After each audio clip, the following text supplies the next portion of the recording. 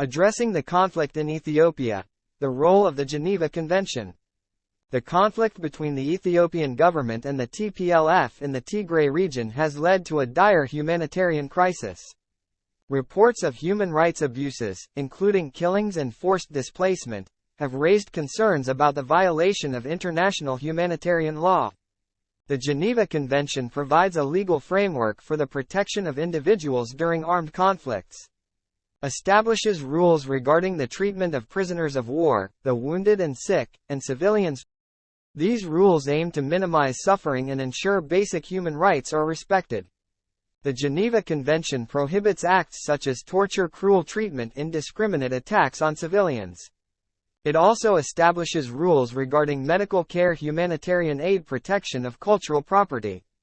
All parties involved in the conflict must respect these laws and take measures to prevent further human rights abuses.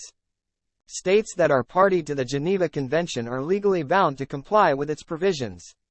They are responsible for ensuring that violations are investigated and punished. The Ethiopian government and the TPLF must adhere to these laws and protect the rights of civilians. The international community has a role to play in monitoring the situation, providing humanitarian assistance, holding accountable those responsible. It is crucial that efforts are made to bring about a peaceful resolution to the conflict and ensure the protection of civilians.